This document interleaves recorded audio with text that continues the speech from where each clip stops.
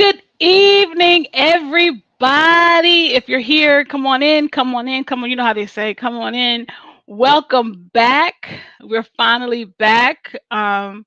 Good Grief is back. Everybody's been asking about what I'm doing, where have I been, the whole nine. So I'm back. Yay! Let me get out my ear. Let me get out my ear. Okay. I hope everyone is having a wonderful Thursday, this 13th day of May. We have an amazing guest on tonight, Reverend Gail Stallings Minor. Her co-host could not be here because he had to work, but that's okay. You know who I am. I am Just Troya. I am a grandmom. I'm uh, a certified grief coach and a certified life coach, and we're just trying to navigate this thing called grief. And the only bad way to do grief is not to do it at all, which is why we call it Good Grief with Just Troya. So we're so excited. We're going to, and so let me go ahead and do the intro, and then we'll see you on the other side.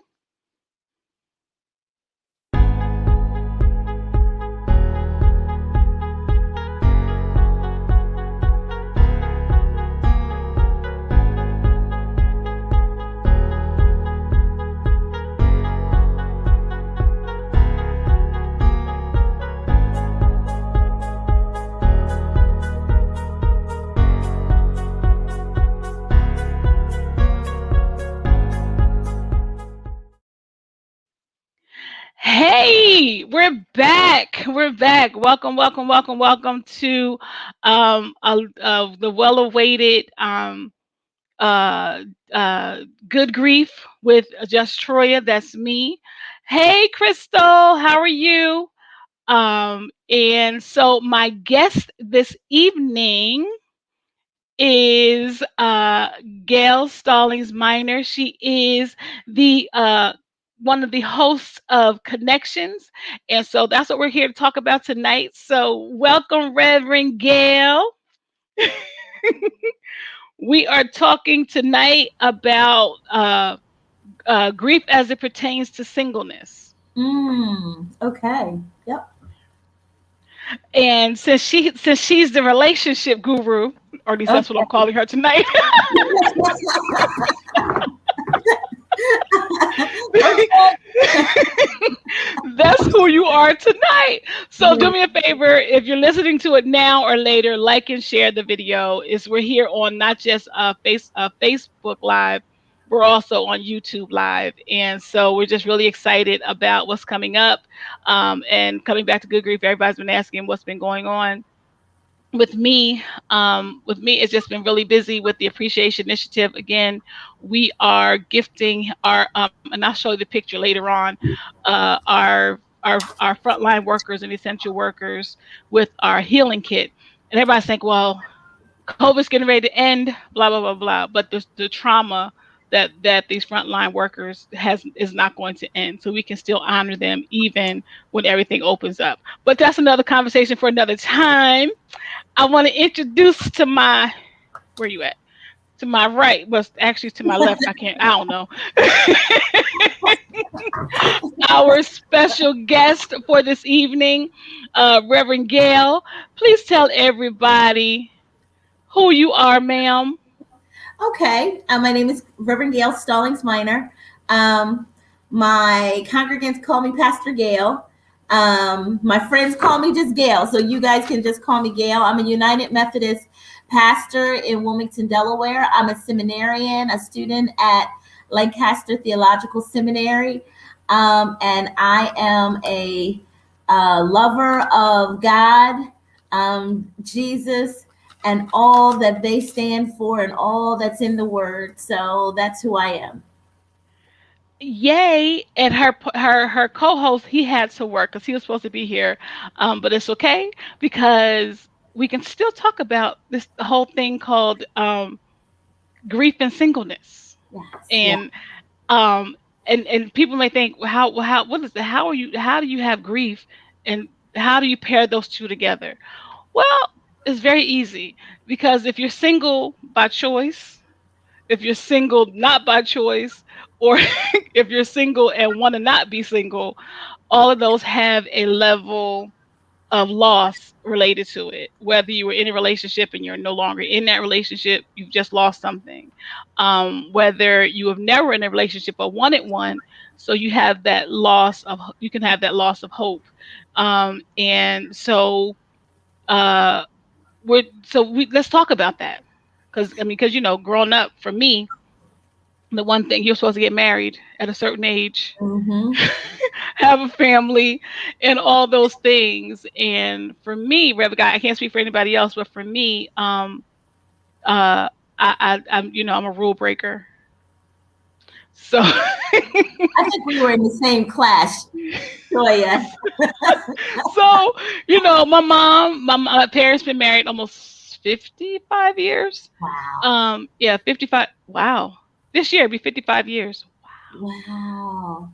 Wow. Wow. So, my parents been married. My mom was 19, my dad was 23. At Wow. 19, I had zero clue who I was. Mm. I didn't know what I wanted, and being a wife to anybody was the last thing that was on my mind. I was like, yeah, no, I'm good. I Yeah. need to I need to figure out who I am. So, and I've always been that the kid, I'm the middle kid, always had to be the one that let me figure out myself first and let me make it in the corporate world and do all these different things and get my degree. I mean, be ready uh for marriage and being a wife and all these different things. Welp, come 30 when I'm ready, no one was knocking on the door. So I'm like, And that, yeah. like, what? Now that I'm ready, it didn't happen. So, Mm. and then I didn't think of it then. I was like, and we have that. Well, what's wrong with me? Why? You know what I mean?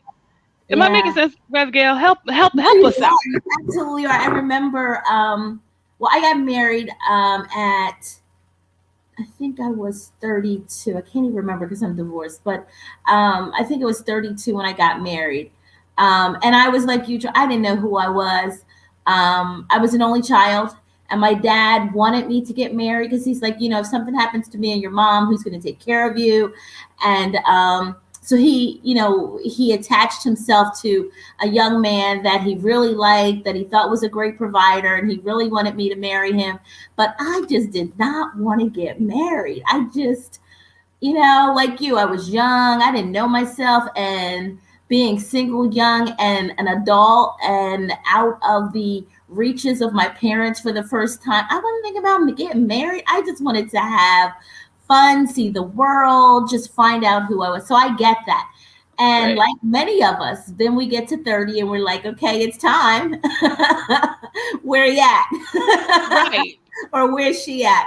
I remember one of my best friends, after I got married and a lot in our little circle got married, she and I would talk often, and she was tired of being the bridesmaid, and she was like, when is it going to be my turn? So I get that grief. Like, when is it? I'm going to all these weddings, everybody's getting married, and some people have gotten married more than once, and I can't even find Mr. Right once. When is it going to be my turn? And there's grief behind that. Absolutely, there's a lot of anxiety, and especially when your families are pushing you. My mom used to say, "Oh God, I'll never be a grandmother." I mean, that's pressure. And I didn't want Yeah. kids either. He's like, I don't want a husband, and I don't want no kids. I got a husband, and I have a son. But yeah, and that is, and I think the pressure from family and friends, and going to a lot of weddings, and parties with couples, that kind of adds to the anxiety. Yeah. And then you feel pressured, like, okay, well, if I go to this event, I need a date. So then that's pressure. It's just Yeah. like, okay, I don't have a husband, I don't have a boyfriend, now I got to find a date for an event. And so it's a lot of pressure on single people that will cause anxiety and grief. It is indeed understandable. But one of the things that you should focus on and remember getting married is a big step. It's a huge step. And just look at how many people end up getting divorced. Not Mhm. everybody end up like your mom and dad or like my parents that stay married till death do them part. Like Right. that's in this day and age, that's uncommon. Um, and it's mostly uncommon because, like you said, people just don't take the time to get to know themselves and to know what will work for them and to work out things in their lives to be successful in a relationship. And then they get in a relationship and it doesn't work, and it's real easy to get a divorce now. And so we just leave, and then we have grief, that anxiety and anxiousness and disappointment and sadness and grief again all over again Right. because it didn't work. And so one of the things that, and we just had this conversation last week. We just recorded this conversation last week. So, preparing for marriage, and we talked about how that's not a okay. You have the wedding date kind of preparing. We're talking about years and even before you have Mr. or Mrs. Right in your life, preparing for marriage, knowing who you are, like you said, Troya, and enjoying your singleness. There's Right. so many things you can do as a single person that once you get married, those doors close, they shut down. And then when the kids come, God knows your life becomes their life and you don't have a Right. life anymore. So enjoying that time while you have it. And that could be a motivator. That can be a real motivator to help you get past your grief, because knowing all that it takes in a marriage to make it work, and then when you have kids, it's a lot on you. And so before you take that huge step, I don't want to make it sound like a burden because it's not. It's a beautiful thing. But before you take that huge step, enjoy just getting to know yourself as an adult and as a single person and as a person in Christ. Just Yes. that time. Take that time. Yes. You can do tons of ministry, volunteer work, get to know, travel, um, eat out all the time. You don't have to cook. You can do a whole lot of things You when don't you're have to check with nobody where nope. you been. You don't gotta call nobody. But then there's those times that you're like, you know what, and you're tired of being the third. When you get tired of being the third wheel, Mm-hmm. you tired of being the fourth, the fifth tire. You Mm-hmm. do get tired of that. Yes, and we're yes, and that's somebody just said. Crystal says she's grateful for her 31 years that she had with her husband. Amen. Um, and that's the thing. Even and as you get to know who you are, then you don't. Then I remember somebody saying, "Do you like? Then you can find out what you do and do not like about yourself." And Mm-hmm. what you will and will not put up with from somebody else. And if you can't sit alone with yourself for 10 minutes, what makes what makes you think anybody else is going to put up with your foolishness? But that's one thing that I did. Like I said, now, jump forward to uh, uh, 30, 40. I'm like, okay, God, I'm still single. What's the what? I don't understand what's going on. And again, if you're in the church, you do everything that you're supposed to do. And he that findeth the wife findeth the good thing, and all of them, and find a favor with the Lord. And you get told, well, you're a good woman. Okay, I am someone's good thing, but I told somebody recently. I said, yeah, I'm like Queen Latifah in the movie Just Right. Um, you're everybody's best friend, everybody's confidant, everybody's um go-to person.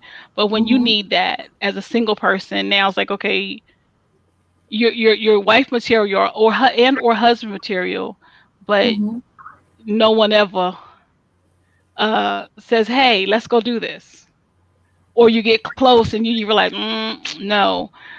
And then you just kind of get disappointed, right? You just like, God, is this a joke?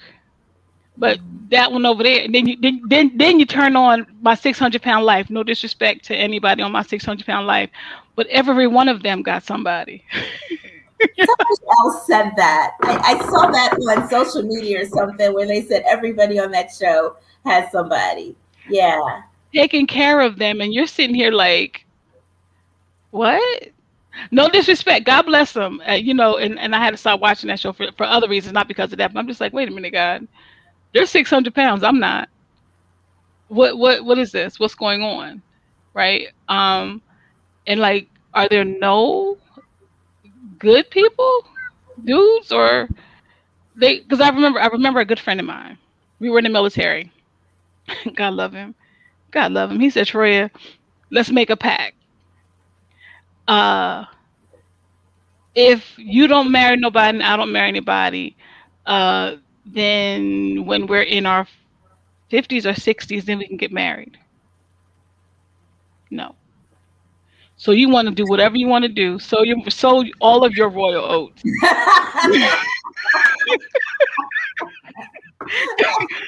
and then you want to come back and be like, yeah, now let's no. That's not how this works. That's not how. And I said, you said this to somebody else, and they believed it, and they fell for this nonsense. And I was like, no. And again, that goes from knowing who you are. Because I knew that I don't want to be old with you. I want to grow old with you. Yeah. Yeah, And that's profound. That's very profound. and and somebody said, "Well, what's that mean?" I was like, "Okay, I'm sorry. Let me. My phone was beeping. And that's it. And we have to set. And at the same time, we're setting a standard, right? And sometimes that standard will not align with our desire, because then and then that adds to this other part of it. Like, wait, was I too stringent? Was I too was I too or whatever? And then add then add, and I'm saying I'm not just using my own life because I'm great, I'm fine, I'm good. But then you add, from I don't know from your perspective, but we have those titles in front of our names. Hmm. Yeah. And people run from those. Yes. They don't understand it. They think it means something. They think it means, oh, she's going to be a certain way. Absolutely. I saw something on. So one of my vices is TikTok. Oh God, I'm like addicted to TikTok. But And you send some really cute stuff though. I'm sorry, go ahead. and they have some very interesting things on TikTok. And today I heard a young lady say that she'd rather marry a man who makes minimum wage. They be just broke as all get out and struggling, but they're happy, than to marry somebody who's extremely wealthy and she's just miserable. And Mm, I say that to say, and one of the things that people do, they have that clock because everybody puts that clock on them. But I'd like to put a different spin on what she said. And I'm sure most people would rather have maybe 10 or 15 or even 5 years with somebody who they are just mad crazy about and so happy with, and their life is extraordinary, than to have 50 years of hell. And yes. and when you marry the wrong person, my co-host Philip Terrell, he said that in our last show. He said if you marry the wrong person, you are living hell on earth. It can be just absolute hell on earth, and you don't want that. And so a lot of times we two things happen. One, we see other people in relationships, and then we're like, God, why can't I have that? But you don't know what's happening behind closed doors. Right. And so God has for you what God has for you, and don't push it or rush it, because God has in addition to a partnership, He has a lot of things that's on His to-do list for you that He wants you to accomplish. And so lean into, and you may not know what those things are, but just enjoy your life where it is. And then the other thing about that, um, when I was trying to have my son, when I was trying to get pregnant years ago, I've just gotten married, and we were having trouble having a baby, and went to doctors and all this, that, and the other. And so the doctor put me on special medication, all this, and changed my diet.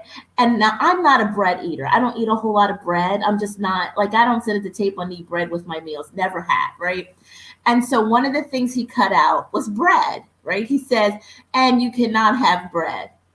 Well, after he said that, I could not stay away from bread. I mean, I always wanted bread or a sandwich or some kind of bread like thing. I mean, I just crave.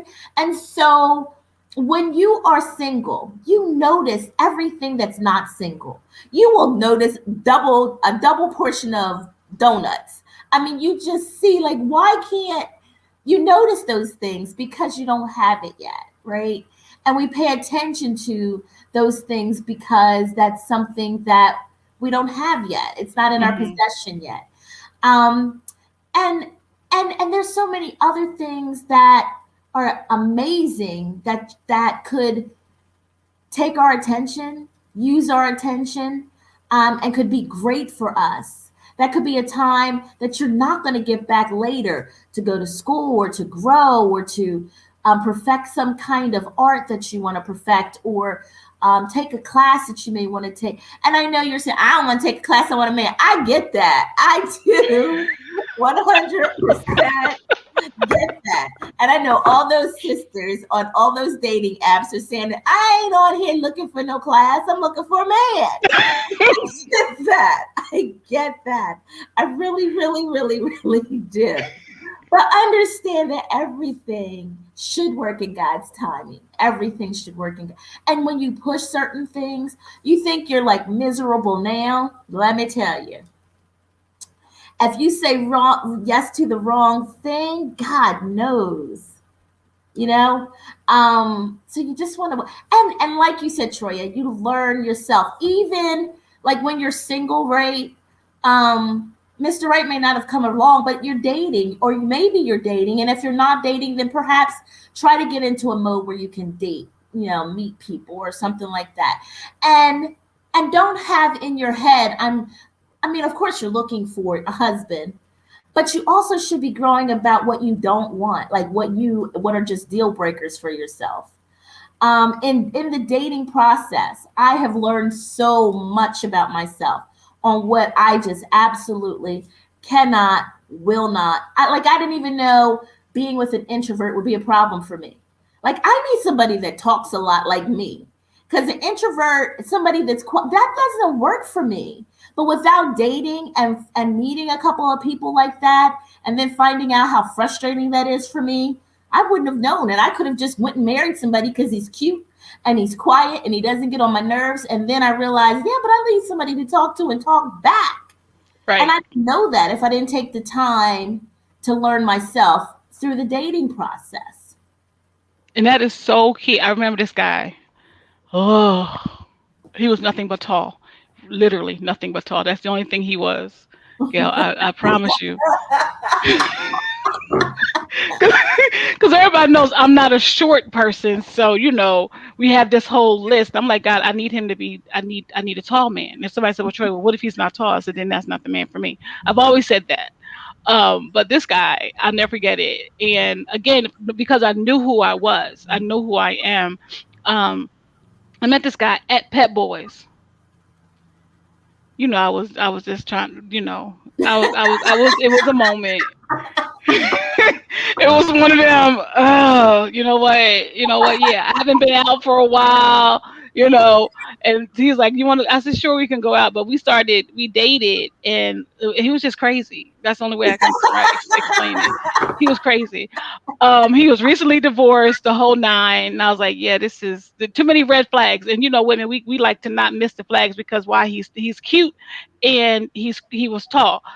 Knocked off two of the ones. I mean, and he had a half decent conversation, half decent, not really, but and I was like, you know what, this is, and there's something in my brain said this is not going to work, and I said, you know what, let's not anymore, and we had not talked for months, and he calls me out the blue, we should get married. No, we shouldn't. But why would I marry you?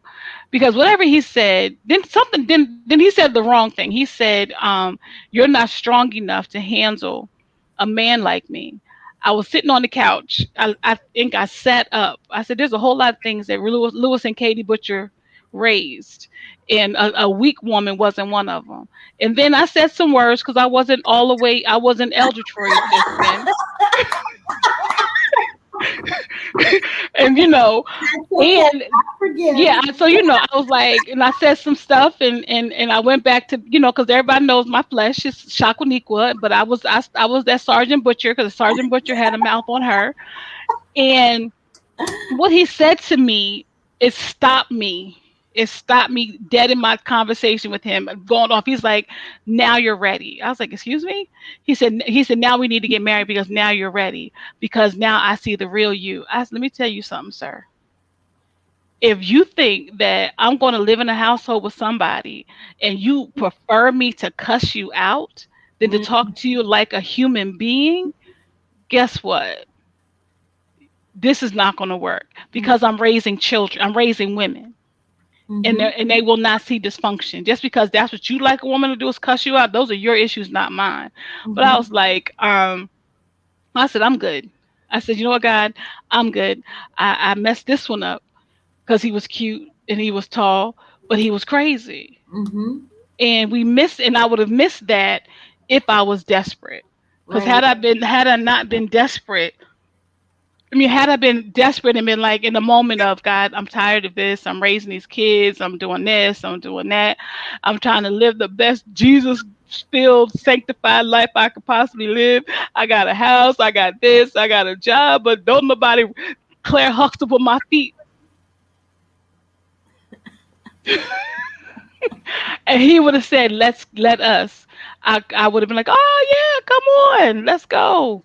And I would have, and talking about trying to get yourself up out of that. So um I'm so glad that even in my singleness, I may not like it all the time, but I know who I am, and I Yeah. know what I will, and I know who, and my favorite, God has made, I'm fearfully and wonderfully made of God, so you can't handle me any kind of way.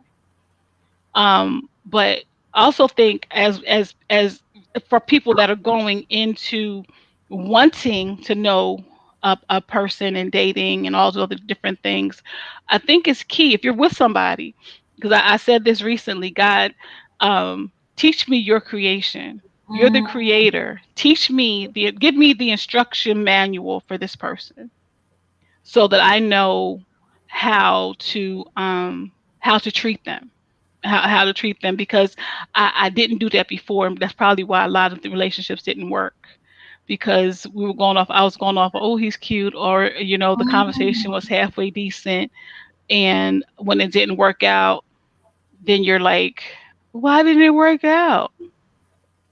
You didn't get to know the person.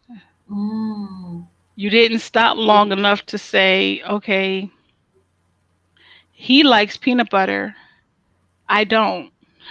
Is that going to be a problem? Um, he likes to still hang out with the boys. You want to still do girls' night. So how's that going to work? Different things, or we're missing red flags. yeah. And And we talk and about. often you hit on something key, and that contributes to the grief that we're talking about. You When you look at the wrong things. I mean, and to even today, and I had this conversation recently. Um, we can be we can be very shallow in deciding what we want, right? And first of all, we should always be prayerful about our Hmm. walk, even our walk in our relationships. And God talks to you all the time in different ways. So he'll lead you, and then he'll speak to you in the middle of things. Um, but we turn that off sometimes because he's so cute. And I know that's one of my, like, I desperately needed deliverance, because if you were fine, oh my God, you got my attention. Right. And I look at all of my mistakes in my past, they were all fine. And the ones that probably would have been decent, they were okay, but they were decent. Right. Um, and so we let other things control our thoughts, and then when we get hurt, and now we're grieved because it Right. didn't work, because we were using just things that are very shallow to determine whether this person is going to be good for you, and ignoring all those red flags, all the Mhm. and they show you who they are early. Like it doesn't take you you don't have to date somebody for years and years and years to start seeing who they are and to Right. see their character. It comes out pretty quickly. And if you're in tune with yourself and what you want and what works for you, in addition to what's just basically a decent person, you and have fun in the journey. Yeah. In the dating process, I have met some amazing men that I don't want to be my husband, but they're amazing friends and they're smart and they're like connections that I can call on later, for certain things I may need. I mean, they're just, you develop some great friendship if you're looking the right way and if you're carrying yourself the right way and if you're patient, with yourself and with your time. And and I know that sounds like, oh my God, because I can hear my single friend saying the same thing. Yeah, that sounds good on paper. That sounds good when you want, but I want right now. Right. Like I am 50 plus and I don't want to wait until I'm 60. I want somebody right now. So I hear that. I hear that. But be patient and watch God work. Be patient, be prayerful, and watch God work. Watch him And work. he can do it. He'll do it better than we can. Like I said, there's again. Remember, I said the Pep Boys one. He was just tall and stupid. But there was another time. There was another time we was just out, girls' night out. I don't know if I can remember. It was my birthday and one of my girlfriend's birthday, and we were just out at this place called Jillian's, just like a Dave and Buster's. And God has a sense of humor. If y'all think God don't have a sense of humor, God has a sense of humor. And I said to my girlfriends that night, I said, you know what? Can he just be tall? I just want somebody, tall. And here come this brother. He was again tall brother. He was halfway decent looking, but smoked like a chimney. I was like, God, you're not funny anymore. I'm done. I'm done playing your game. You Right. didn't say you didn't want him to be crazy. You said you R- wanted him to be tall. Just be tall. And I was like, and this brother came, I said, well, I'll be John Brown. I said, I'm done. That's it. That's it. I'm no more, no more. I was like, okay, guys, your jokes are not funny. So stop. But you have what you asked for. And then I had to be, I started to get more, what's the word I'm looking for? I had to get more specific with my prayers. Mm-hmm. And I said, God, you know what? Maybe this whole talk, I said, no, I'm not letting go of that. I can't let go of that because I can't have somebody at my knees. So,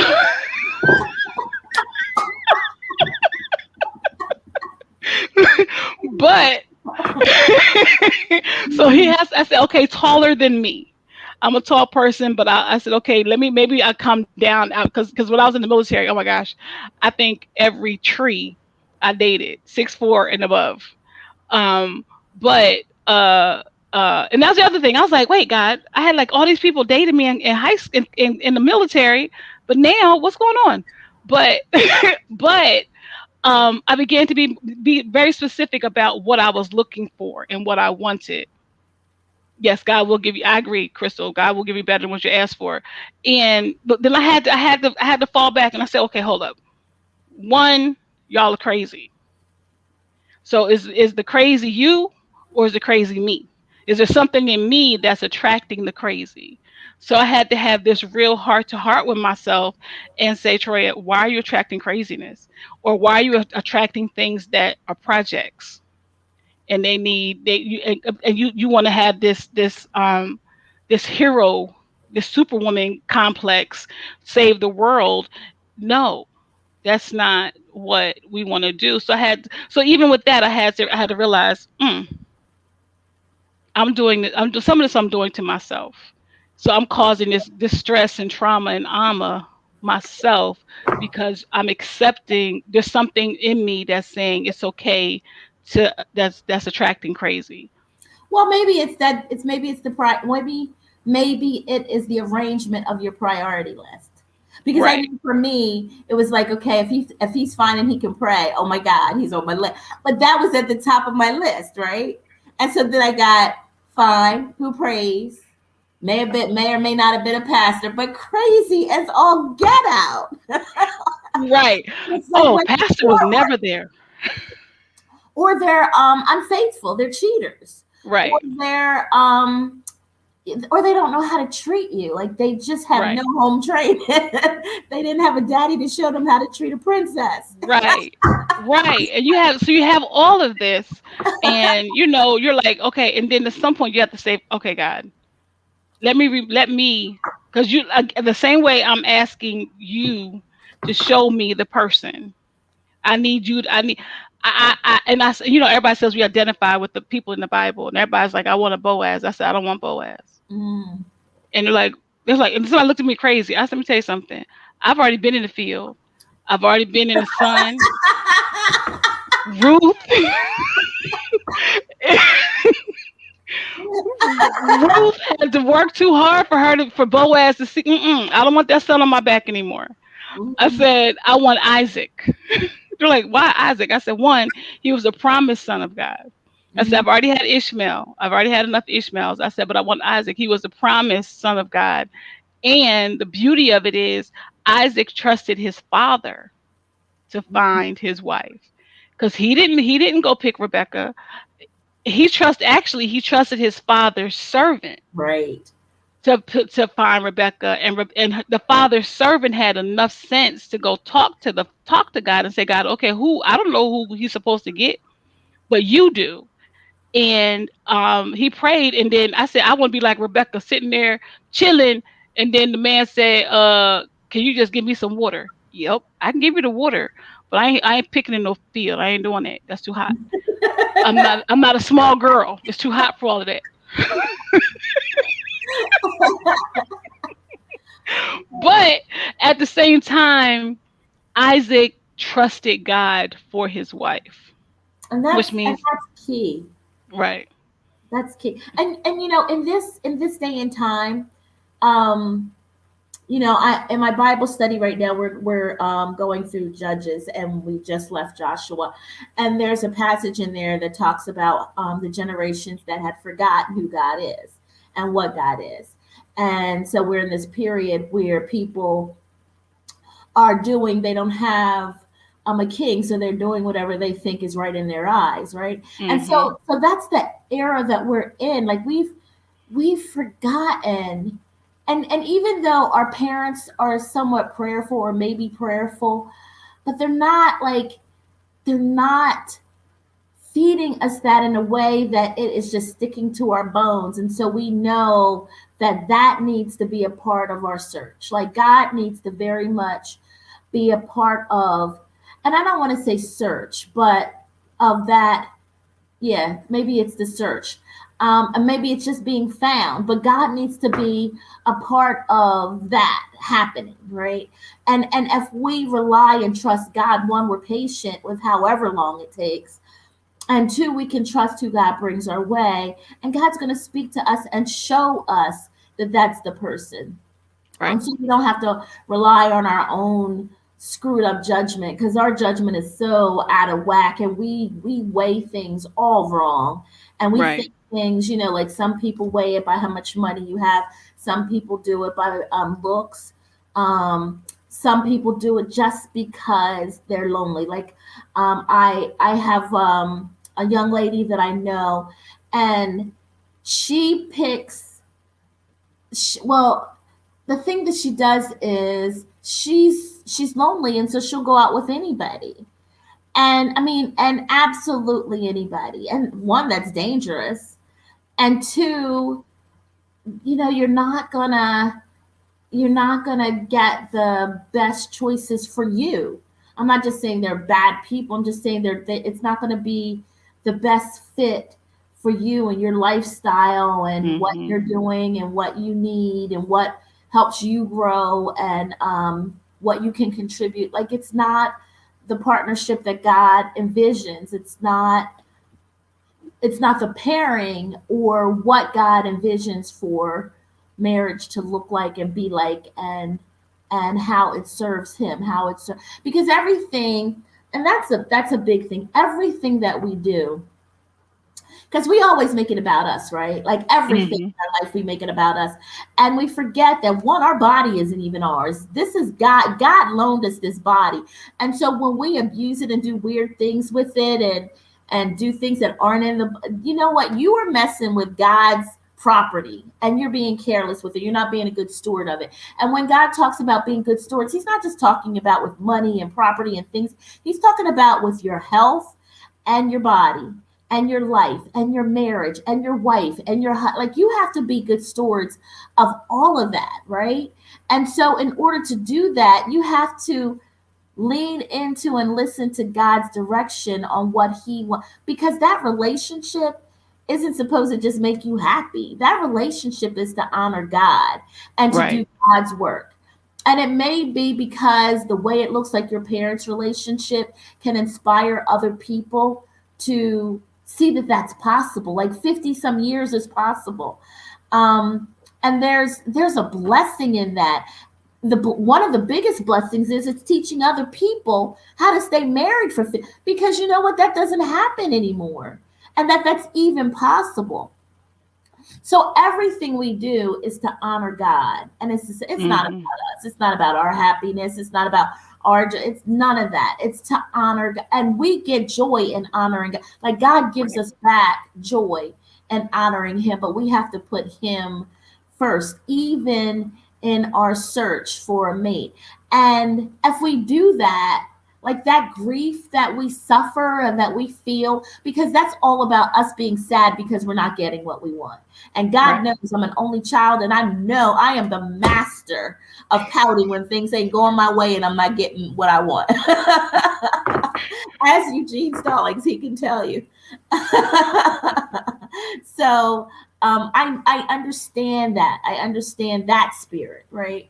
But again, we have to remember, especially, as adults, because we always want to be adults when we want to be adults, but then we want to revert back to being a child and pouting and being upset because it's not happening fast enough. It's not who we want. He doesn't look like we want him to look. And look, I ain't talking. I'm preaching to myself. He ain't fine enough. How come he can't be finer? How come I can't have fine, prayerful, and a good Why can't I have the whole thing? Hey, Miss Hilton, how you doing? Why can't we all just have this? And I mean, and why can't he have this kind of job? And we could.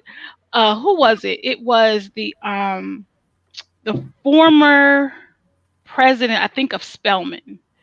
I want to say it's her. If I'm wrong, I apologize if somebody knows her. But I believe she married a garbage man, Mm, and she was a president of Spelman. And people are like, well, why would you marry this man? hmm. Because he treats me well, and Yeah, he loves me, yeah. and he looks at her like she's the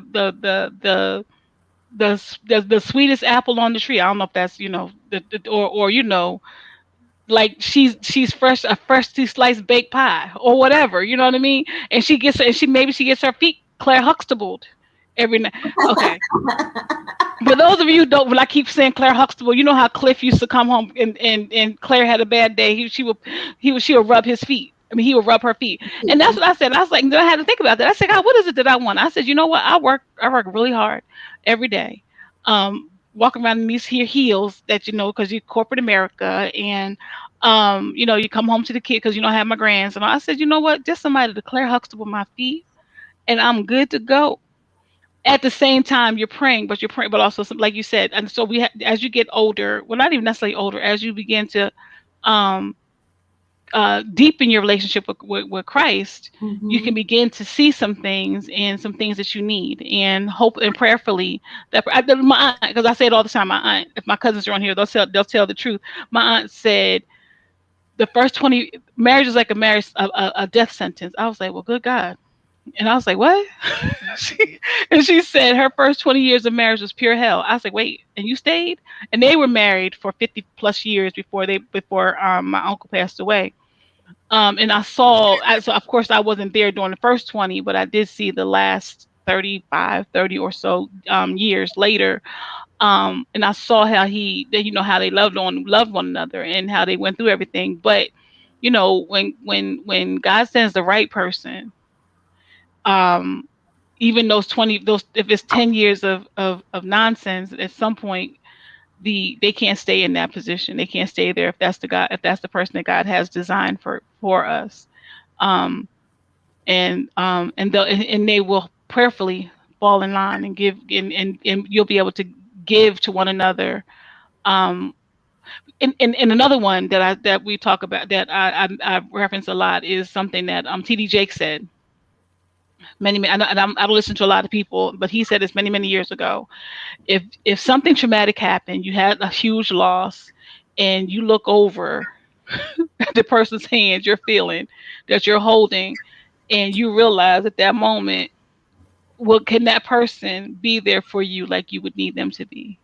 If the death of a loved one, the in surgery, all these different things, if they can't hold a bucket of water, how are they going to hold you? Right. If they can't And hold you, marriage go work. ahead. Yeah, marriage. Because we have this idea that it's supposed to be bliss from day one, and it's not. It's absolutely not. Marriage is work. Like, you know how and I always use this because I hate doing it, but exercise, right? So, like, if you want that body, like that perfect body, it doesn't matter what else you do. Like, you can cut out certain foods, but you're gonna have to exercise. Like, Hmm. in all of your planning, you're gonna have to. There's no easy way to have the health that you need without some exercise, as much as you may hate it. And that's the same with marriage. As much as you hate that, there's going to be periods where it's going to be work and it's going to be trying on your nerves, and there's going to be days that you just do not like your partner. You have to love them, but you may not like them at that particular, and they're going to make mistakes because they're human, and they're going to do crazy things because they're human.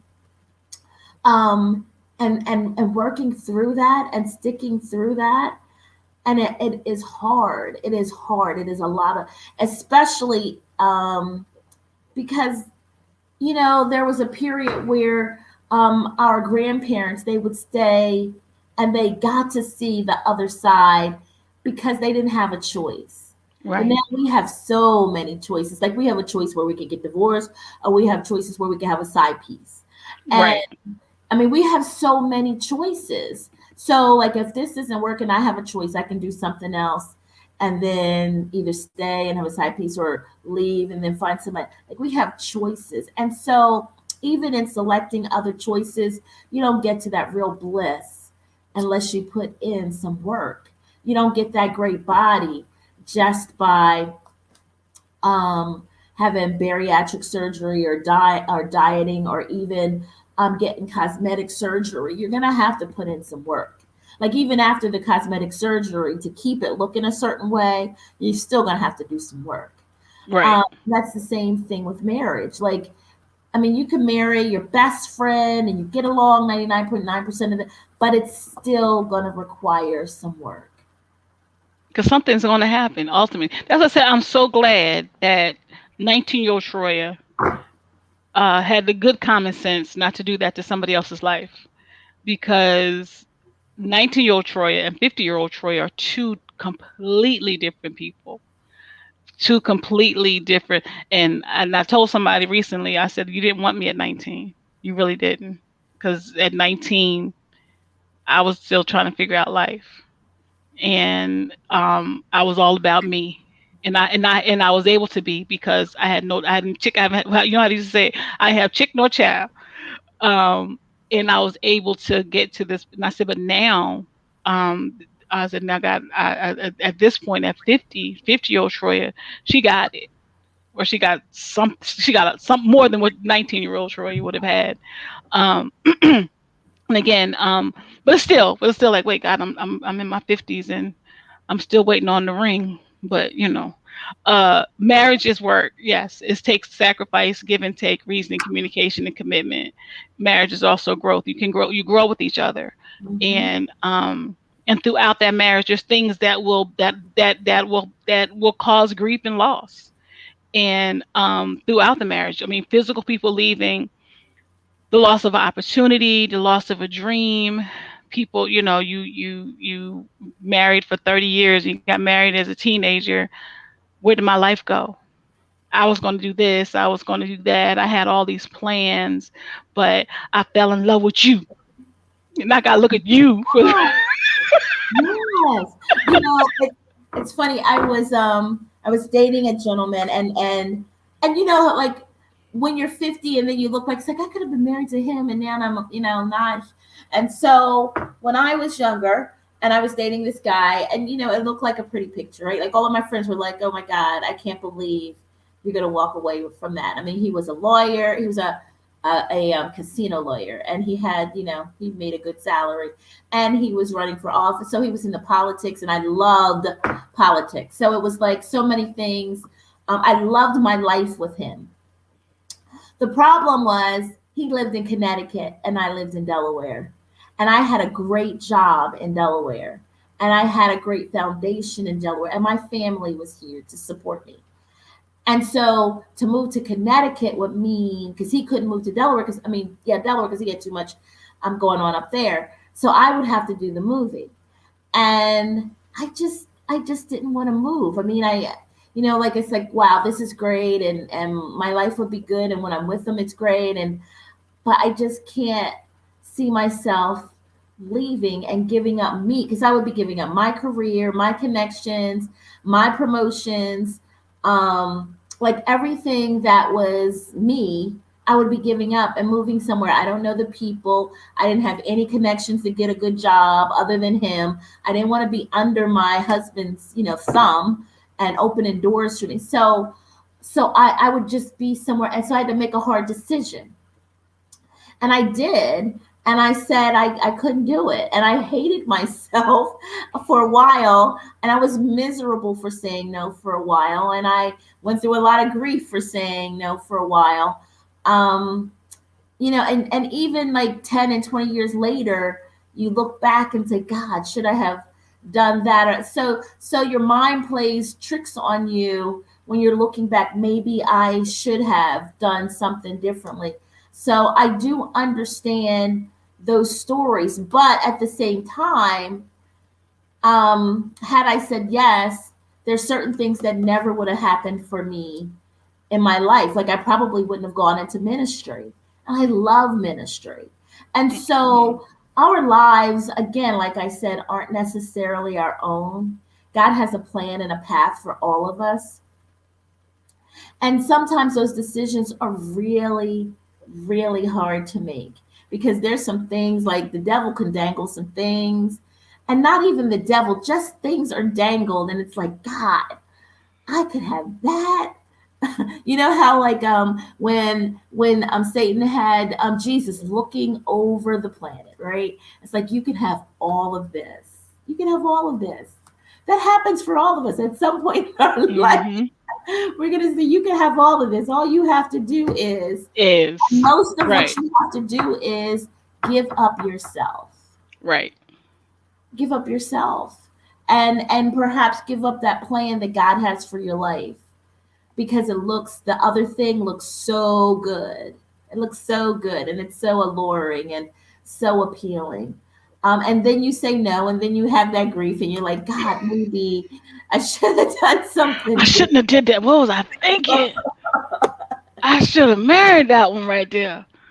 But then you look where you are now, and you're like, "Ooh, I'm so glad Dodged a bullet. Yeah. you dodged the bullet." And you never know, you Yeah. never know. Yeah, I mean, somebody said, "Well, Troy." Somebody asked me that. They said, "Well, you never got married." I said, "No." I said, "I was asked a couple of times, but Mm-hmm. now that and I actually said, yeah, I almost did, but I'm so glad that I didn't, Mm. because I believe, like, again, I followed the example of my parents. I believe one and done. I don't Mm-hmm. I don't feel like going up and down the aisle more than one time. But if I would have gotten married at 19, I'd have been divorced now. Mm-hmm. I'd have probably been divorced at 19 and a half.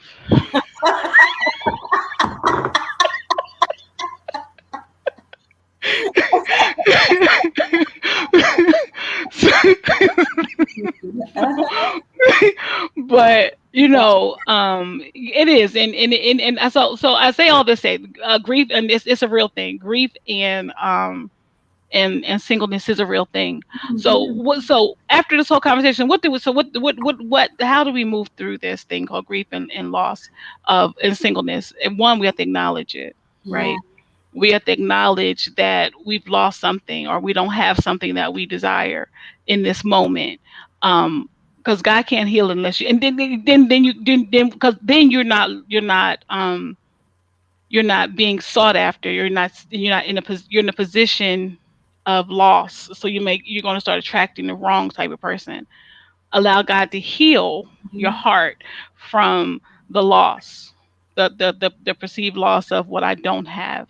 It doesn't matter whether you're 20, 30, 40, in your 50s or your 60s. Somebody just told me this woman got married at 67. I said, well, do. All Mhm. right. My aunt, before she passed away, she got married. She was 55. Mhm. So again, God does honor. He said, "Knock and the door shall be open; seek and you shall find." But He has to heal it. Allow God to heal your heart from the loss and understand, because we don't recognize it as loss, right? We just recognize it as, okay, this didn't work out. But there's some disappointment that's attached to that. So that what you have to do, so you're not going into the next relationship with the same heart. Allow God to kind of mend your heart before you try to give it again. And then recognize that, not everybody is capable of holding your heart properly, and Right. ask God to show you who that person is immediately. Again, we all there's an owner's manual to my car. And in that owner's manual, it tells me step by step everything I need to know about my car. Matter of fact, if there's something I can troubleshoot in the back of the car, if there's a warning light that comes on, I can figure out what that is. God has a manual on each one of us. He says He knows every hair that's numbered on our heads. The number of hairs that are on our head, God knows that. So God knows the person that you're supposed to be with. He has not he has the manual. So ask God, ask your daddy who what the manual looks like, and He'll show that to you. So again, it's important that we recognize that there is this loss attached to being single sometimes. There's a loss that's attached to marriage sometime. Mhm. Um, and which is why some of us want to jump up out of the marriage, because something has hurt us or we've lost something. And there's one thing God really truly is. He's a restorer of everything. So once again, uh, grief is grief. I mean, yes, there's grief with singleness, Pastor Yeah. Gail. Yeah. I mean, I agree with you. And one of the things, often we go through life thinking that like it's either good or it's bad, and we forget that life is a classroom, right? And so things happen along the way to strengthen you in certain areas and prepare you in certain areas. And um and even in trying to find a mate, and when we're dating other people and it doesn't work out, it's, and I get it, it hurts, it's painful. But along your life as a kid, you fell and you scraped your knee and you learn, okay, well, I can't do that. Or you touched something when your mom told you do not touch it, and and you got burned, and then you learned that lesson, and then you didn't do your homework, or you got an F on your paper, and you learned that. So there's lessons along the way that you're supposed to be getting throughout your life in every area, even in Hmm. relationships, even in seeking your spouse, right? And it strengthens you to make you a better you, so you can be the best wife and have the best partner in your relationship. And again, the goal is because you want to be a good person, and you want to attract a good person, so together you guys can do what God called you guys to do, and you can manifest, or you could bring forward whatever God has for you to do as a couple, in service to Him. And so if we look at it not in terms of I'm sad because this didn't work, but it's part of the classroom lesson, because God knows I hate some of those papers that O'Brien and Thayer give. God knows I do. But to get to the other side, I have to do them and do them well. And if I mess up the first time, I got to go back and learn it and study and do it better. Right. And when we look at relationships and all of that that way, my hope is that it lessens the grief. I mean, you're going to, of course, be sad because I don't like it anything less than an A. So, I mean, there's things in our life, including in relationships, that are going to make us sad and are going to be trying and traumatic for all of us. I get that. I'm not minimizing the weight of that pain when you go through a relationship and it doesn't work, or you're waiting for a relationship and it doesn't come. I remember one of the professors that we had for incarnational ministry at LTS, and one of the first things she was talking about different relationships, and she was talking about how she met her husband, um, and that whole process of finding him, right? And how she was seeking out a husband. And she said, she was having fun like dating at first, and then she realized, I want somebody to miss me if I don't come home. And Mm. so she put in motion a plan to find a person that would miss her, not just a person to have around, not just a person that would be in her house to come home to, but a person that would genuinely miss her if she didn't come home. And and that required time and finding the right person and meeting a bunch of duds along the way.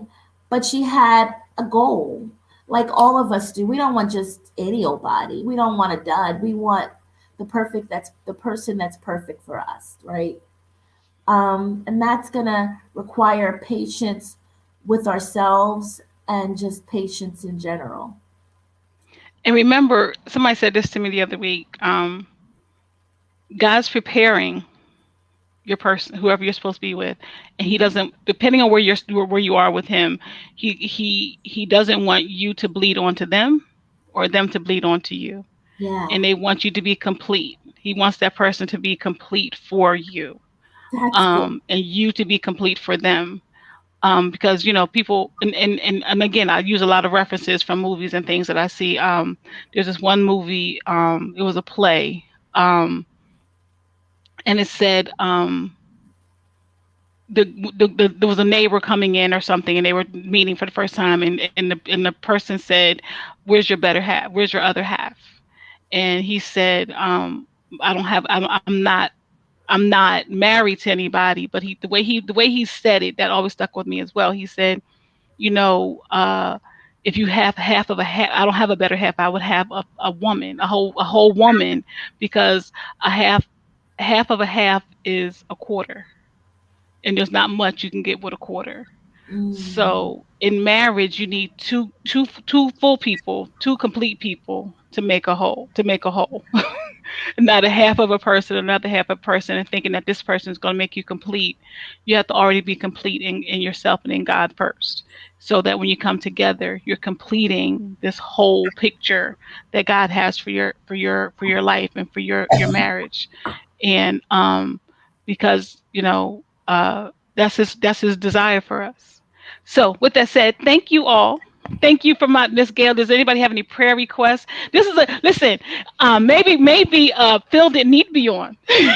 maybe, maybe this is God's purpose for us to Right, God's purpose for us to talk. But we'll have him on to have the male perspective. talk. Okay, that This sounds is the good. female. This is the female perspective, but we'll have to, because again, we're speaking from. I can only speak. I tell people all the time.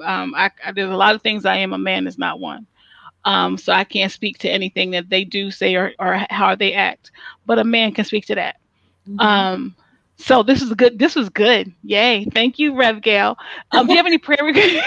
So, and I'm so excited to be back on. It's, back. I'm back. I promise to be back. I promise to be back. Um, now that things are they're not slowing down. They're just as busy because, like you, I'm in my master's program now doing, but my concentration is grief and loss. Mm. And then I have the nerve to try to go into the PhD program sometime in the fall. I'm like, something's wrong with Troy, but um, Go, Troya. absolutely. I'm sorry. I said, go, Troya. You can do it. Let's do. We are going to do this again. Somebody just said we are going to do this again. We're going to get the male perspective. Um, as well. Like I said, Phil was going to supposed to be on tonight, but he had to work. So listen, he got to pay his bills. This is free. I can't And pay he's, him. I mean, and the other part of that, he's a therapist, and he deals with all kinds of trauma and condition. Right, And we know that happens all hours of the day and night. right. So he can deal So with emergencies at any hour. exactly. So we're having we'll have him come on at another time. Again, if there's any prayer requests, put them in next week. Our guest next week is he's been on my Soul School Saturdays when I used to have Soul School Saturdays. He's my former pastor in from Georgia, Carlos Marshall. Yeah, he has a new book out, but he talks about and I forget the name of the title of the book, but he talks about men from a male perspective and being prepared for marriage. Listen, he's a journaler. He likes to journal. I was like, here's a man that likes to journal, and he talks about it. Wow. Yeah, honey, Yes, and he he talks is. about it. I'm So definitely next, him. yeah. So next week we're talking to him, and then at the end of the month we have someone that's going to be talking, another person who's a widow, who's going to be talking about the grief in the widow and widowhood, and then June we'll figure out what June's going to be. But I think I have some ideas about what June is going to look like. And then I'm going to be on vacation for a week. Because Troy's tired, but we're going to be talking because again, grief, loss is a lot. There's a lot of loss going on in the world, and one of the other things that we'll talk about is grief and divorce and what that Mhm. looks like. So we have somebody talking about that. So I don't know why I started talking about relationships, but I'm glad we did. So thank you guys for coming on. And if there's no prayer request, I'm going to ask because we forgot to open up in prayer. But I'm going to ask Rev Gail if she can pray us out. You can listen to her on her and Brother Phil. Excuse me, on WLAB107.com. I forget your days. I forget them too. So just listen and they're there. But Yeah, I forget the days. I apologize because when I interview y'all, then it's like okay, and then I keep it moving. But she's on WLAB107.com. But you also have your own podcast. yeah. You could. Um, Well, we're on 12 different podcasts. So we're on Apple's podcast and Google's podcast. We're on Spotify, and we're on a number of podcasts. And we even got analytics 2 weeks ago that says we are the bomb in Indonesia. Who knew?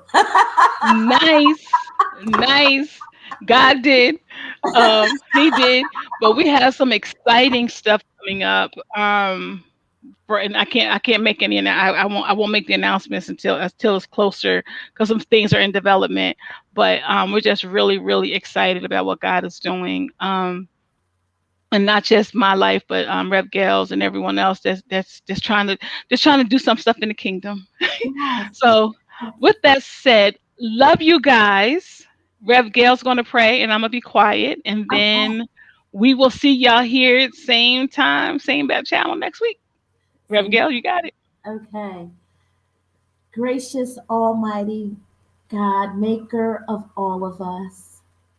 We come to you this evening, first giving thanks for another day. Thanks that we made it to another evening. Secondly, Father, we ask that you touch all of us and all those listening. Keep your hands of those who are grieving for whatever reason grief has entered their life. Father, we pray that you continue to guide us in our walk and our service to you. We want to be the best that we can be as your servants, as your disciples, as your evangelists. Father, continue to bless Troya and all of her work. Continue to bless her family and all that they are doing in service to you. Thank you for all of the opportunities that her and her family are giving to so many people in spreading the good news and delivering your word into doing your work. In Jesus' name we pray. Amen. Amen. And let me not forget my outro.